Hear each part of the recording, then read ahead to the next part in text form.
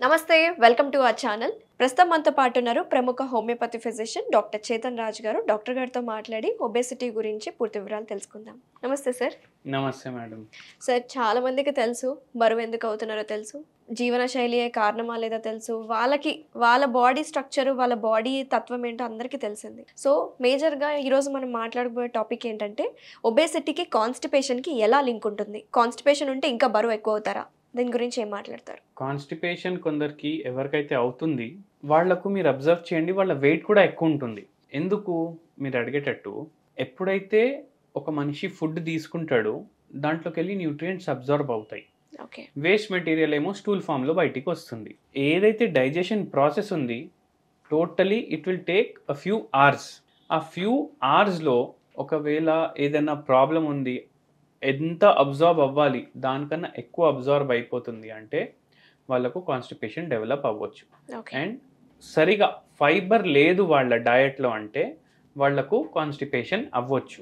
Correct time అంటే daily morning లేవగానే వాళ్ళు బాత్రూమ్కి వెళ్ళాలి, కానీ వాళ్ళు వెళ్ళట్లేదు, ఏదో డిలే చేస్తున్నారు. అరే ఆఫీస్కి లేట్ అయిపోయింది, సాయంత్రం వచ్చినాక వెళ్దాం, అరే వంటలు చేయాలి, వంటలు చేసిన తర్వాత చేద్దాము అని ఇలా డిలే చేస్తారు కొందరు.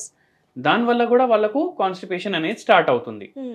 అండ్ ఏమవుతుందంటే కాన్స్టిపేషన్ అయినప్పుడు కాన్స్టిపేషన్లో స్టూల్ కూడా హార్డ్ అయిపోతుంది, వాళ్ళది సెమీ సాలిడ్ సాఫ్ట్ ఉండదు. అండ్ స్టూల్ హార్డ్ అయిపోయిన తర్వాత పాస్ అవుట్ చేయడానికి కూడా చాలా డిఫికల్టీ అవుతుంది. అది ఫిషర్స్కి కూడా లీడ్ చేయొచ్చు. ఎంత అయితే న్యూట్రిషన్ ఉంది దాంట్లో అదంతా అబ్జార్బ్ చేసుకుంటుంది కదా బాడీ, దాంట్లో ఉన్న వాటర్ కూడా అబ్జార్బ్ చేసుకుంటుంది మ్యాక్సిమం. సో అందుకే బాడీలో వెయిట్ పెరిగే ఛాన్సెస్ ఎక్కువ అయిపోతాయి. ఇప్పుడు ఎంత అబ్జర్వ్ చేయాలి దానికన్నా ఎక్కువ అబ్జర్వ్ చేసుకుంటుంది స్టూల్, అయితే వెయిట్ పెరిగే ఛాన్సులు కూడా పెరిగిపోతాయి.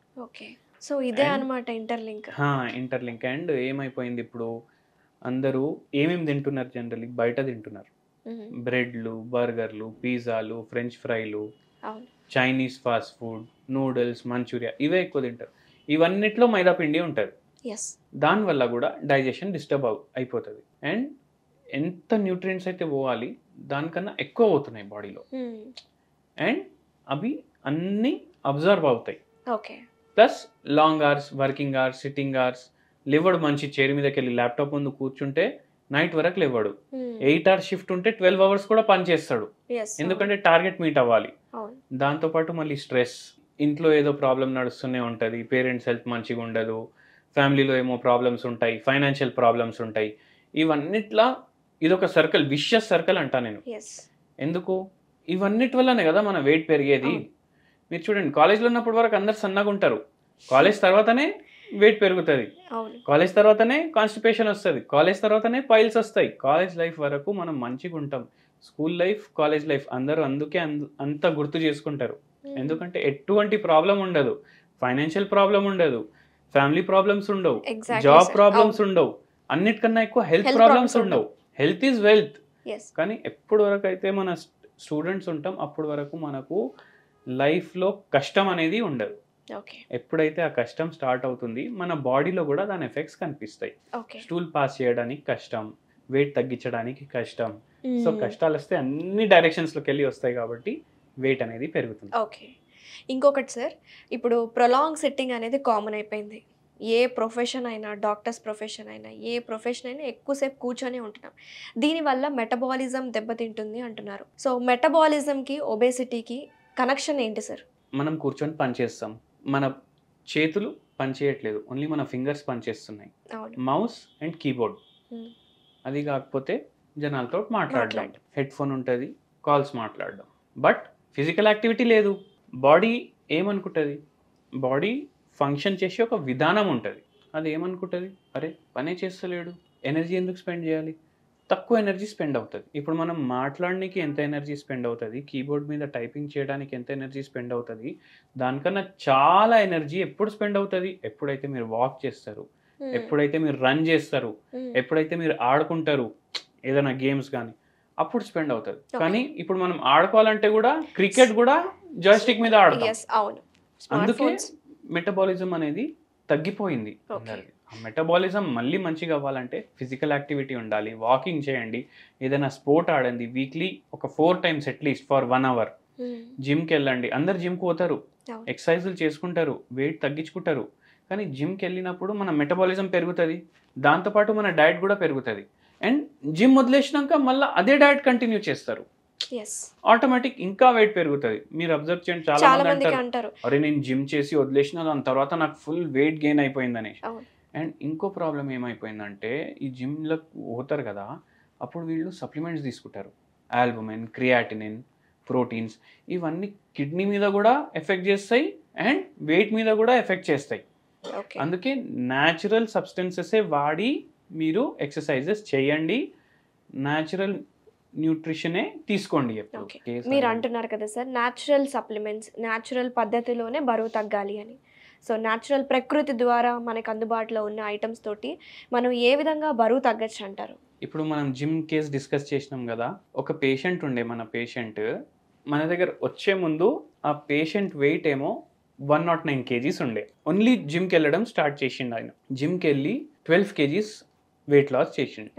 దాని తర్వాత బాడీ బిల్డింగ్ చేసుకోవాలి అనేసి ఒక ఆశతోటి ఇంకా రిగ్రెస్గా జిమ్ చేయడం అండ్ సప్లిమెంట్స్ తీసుకోవడం, క్రియాటినిన్, ఆల్బుమిన్, ఈ ప్రోటీన్స్ తీసుకోవడం, ఆర్టిఫిషియల్ అవే జిమ్లలో అమ్ముతారు కదా, అవి తీసుకోవడం స్టార్ట్ చేసిండు. మంచిగా బాడీ బిల్డింగ్ చేసుకున్నాడు. వెయిట్ ఏమో 100 kgs ఉంది, కానీ హైట్ ఏమో 5'8" ఉంది. అయినా వెయిట్ అండ్ హైట్ మ్యాచ్ అవ్వట్లేదు బిఎంఐ ప్రకారం. బట్ ఆయనకి ఏమనిపిస్తుంది, అరే నేను చాలా స్ట్రాంగ్ హెల్దీ అని అనిపిస్తుంది. దాని తర్వాత జిమ్ మానేసింది. జిమ్ మానేసిన తర్వాత, జిమ్ మానేస్తే బాడీ పోతుంది కదా మొత్తం, మళ్ళీ మొత్తం బెల్లీ ఫ్యాట్ వచ్చేసింది, అన్నీ ఇంతకుముందు ఎట్లుండే అట్లా అయిపోయింది. అండ్ కిడ్నీస్ పైన ప్రభావం వేసినాయి, ఏవైతే తీసుకుంటారు కదా ప్రోటీన్స్, అవి ప్రభావం వేసినాయి. దాని తర్వాత మన కాడికి వచ్చిండ్రు. సిరం క్రియాటినిన్ డిస్టర్బ్డ్ ఉండే, వెయిట్ ఏమో ఎక్కువ ఉండే, దాంతోపాటు ప్రీ డయాబెటిక్ స్టేజ్లో ఉండే. ఆ పేషెంట్కి మనం ట్రీట్మెంట్ ఇచ్చినాము, హోమియోపతి ట్రీట్మెంట్. కిడ్నీస్ మళ్ళీ హెల్దీ అయినాయి, ప్రీ డయాబెటిక్ నుంచి నాన్ డయాబెటిక్ వచ్చిండు, వెయిట్ కూడా నార్మల్ అయింది. వెయిట్ ఏమో 70 kgsకి వచ్చేసిండు. 6 months మన ట్రీట్మెంట్ వాడిండ్రు వాళ్ళు. అండ్ దాంతోపాటు నేను ఒకటే చెప్పాను, don't concentrate on body building. ఆయన ప్రొఫెషన్ బాడీ బిల్డింగ్ కాదు, ఫిట్నెస్ కోసం మీరు ఏదన్నా చేయండి, కానీ బాడీ బిల్డింగ్ ఎందుకు? మనం ఏం టోర్నమెంట్లు చేసేది లేదు, మసిల్ బిల్డింగ్ చేసి రెజ్లింగ్ చేసేది లేదు. సో మీ ప్రొఫెషన్ ఏంది? ఆయన ప్రొఫెషన్ ఏమో ఆయన ఒక జర్నలిస్ట్. సో ఆయనకు అవసరమే లేదు అంత బాడీ ఇంత బల్కీ ఉండడం. సో నార్మల్ చేయండి. మీరు చూడండి, మోడల్స్ ఉంటారు, వాళ్ళు లీన్ ఉంటారు, స్లిమ్ ఉంటారు, వాళ్ళ ఫిజిక్ కూడా బాగుంటుంది. సో దాని మీద కాన్సన్ట్రేషన్ పెట్టుకోండి అనేసి మనం ఎక్స్ప్లెయిన్ చేసినాము పేషెంట్కి పూర్తిగా తగ్గింది. ప్లస్ దాంతోపాటు ఒక హోమ్ రెమెడీ కూడా చెప్పాను నేను పేషెంట్కి. నేనేమన్నానంటే డైలీ మార్నింగ్ నిమ్మకాయ రసం, కొంచెం పసుపు అండ్ కొద్దిగా అల్లం, ఈ 3 మిక్స్ చేసి 1 glass ఆఫ్ వాటర్లో వేసుకొని ల్యూక్వామ్ చేసుకొని డైలీ తీసుకోమని చెప్పాను, విత్ హోమియోపతి మెడిసిన్. ఇది కూడా చాలా మంచిగా హెల్ప్ చేసింది ఆ పేషెంట్. ఒకవేళ ఇన్ కేస్ ఇది కూడా ట్రై చేసిన వాళ్ళు, మన వ్యూస్ చూసే వాళ్ళు ట్రై చేస్తూ కూడా తగ్గలేదంటే అప్పుడు ఏం చేయొచ్చు అంటారు? అప్పుడు ఏం చేయొచ్చు అంటే ఇదే మిక్చర్లో వాళ్ళు 5 drops ఒక హోమియోపతి మెడిసిన్ కూడా చెప్తాను, కాల్చికమ్ ఆటమ్నేల్ అనేసి 200 potencyలో ఈ మిక్చర్లో అది కూడా వేసుకొని తీసుకోండి. మీకు కొద్దిగా రిజల్ట్స్ కనిపిస్తాయి, కొద్దిగా లూజ్ చేస్తారు. కానీ చాలా ఎక్కువ వెయిట్ లాస్ నార్మల్ బిఎంఐకి రావాలంటే మీరు నాకు కన్సల్ట్ చేయొచ్చు. న్యూట్రిషన్ కన్సల్టేషన్ కూడా ఇస్తారా సార్ మీరు? న్యూట్రిషనల్ కన్సల్టేషన్స్ కూడా ఇస్తాము అండ్ స్పెషల్ డయట్ కూడా ప్రిపేర్ చేసి ఇస్తాం పేషెంట్ ప్రకారం. And till the patient loses weight he desires, నేను పేషెంట్ తోటి ఉంటాను. Very nice. So thank you so much doctor గారు, చాలా డీటెయిల్గా ఎక్స్ప్లెయిన్ చేశారు. అలాగే మీ దగ్గరకు వచ్చే కేసెస్ ఎలా డీల్ చేస్తున్నారు, హోమియోపతిలో ఎలాంటి ట్రీట్మెంట్స్ ఉన్నాయని చాలా డీటెయిల్గా చెప్పినారు. థ్యాంక్ యూ సో మచ్ అండి.